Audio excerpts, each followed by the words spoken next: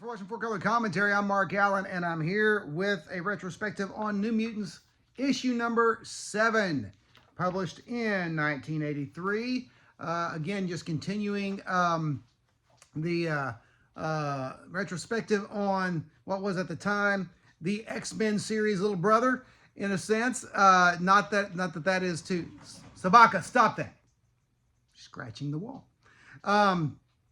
So not to downgrade the series at all, but it was a spin-off of X-Men, but it was so entertaining, so much great characterization and art and stories and drama and angst. Yes, the teenage angst that Marvel did so well. But I start right away. And by the way, I was wrong.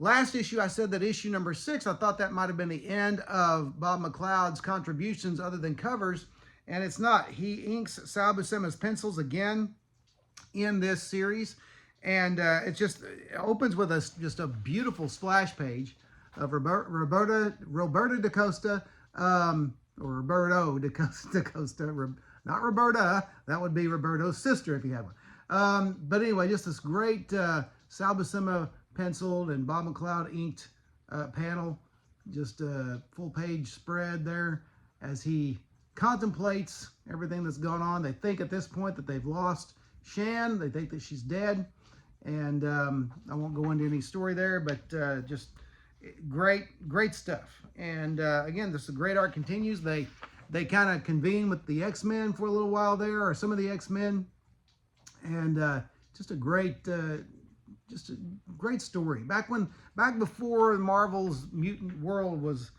got so confusing and so crowded.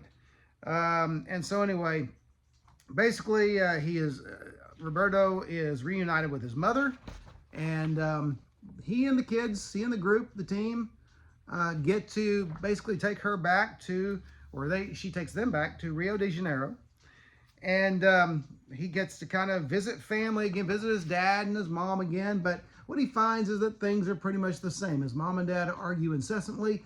But also, his dad has become, and I don't think Roberto knows this at this point yet, but his dad becomes part of the Hellfire Club, okay?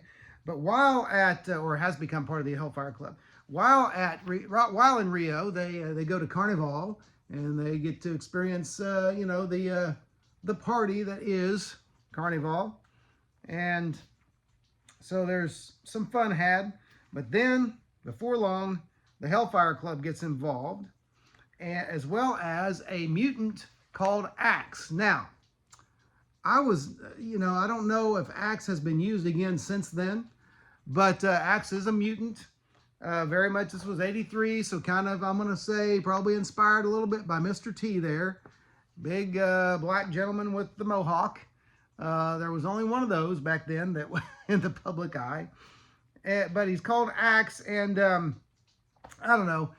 Even as a teenager, I thought this kind of derivative, kind of whipped up at the last minute. We need a villain. Who do we use? Let's use a guy named Axe. And what he says of himself, he says in his introductory panel, and mess with me and you get chopped down to size. Dig, dig, you dig. All right, mess with me and you get chopped down to size. So, okay, it is what it is. He is a big, strong guy, obviously. He's swatting them around, swatting a couple of the New Mutants around like, like insects, almost. And he kidnaps Roberta's mom. And so, the story goes on to, fairly climactic ending, but, with the Hellfire henchmen involved, with Axe running the show. And again, Axe just not very, not very inspiring at all. We do get more showcasing Danny Moonstar's powers of pulling, the greatest fears out of people's heads to battle them, to fight them. Okay? And then we get a final showdown between Axe and Sunspot, Roberto. And Roberto gets to show off his strength and takes out the villain. All right. So again, Sal Buscema and Bob McLeod make one of the greatest, in my opinion, one of the greatest superhero art teams ever. And of course, you have the ending there that has Roberto's dad conferring with Sebastian Shaw. And so the Hellfire Club is not done with the New Mutants. That's the impression you get anyway. I will say also this issue has one of the best bullpen bulletins, or the issues of that month of Marvel had one of the best bullpen bulletins I'd ever seen. And it's a huge illustration by John Byrne of so many of the Marvel characters there. Those were the main Marvel characters of the day. And, that's when, again, even the Marvel Universe was much more manageable then.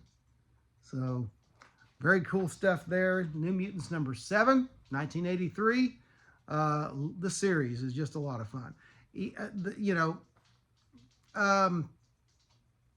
Unusual, strange, kind of whipped up at the last moment. That's the feel. Villain notwithstanding. Fun issue. Lots of action, lots of angst, lots of characterization.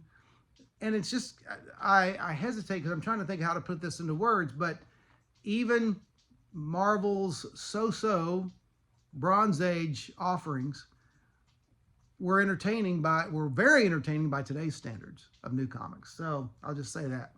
But great stuff there. And I know when I say these things, I probably get written off by some younger readers as the old comics curmudgeon, who's stuck in his ways. But I do read some new comics. I give them a try. They just don't seem to do it for me. So maybe I am just a prisoner of, or a product of my generation. So be it. I will continue to enjoy the old stuff, the classic stuff, and I hope you will too. Anyway, hey, if you haven't yet, don't forget to like, comment, and subscribe, especially comment, because I like to read the back and forth. Otherwise, thanks for watching 4 Color Commentary, and we'll see you next video.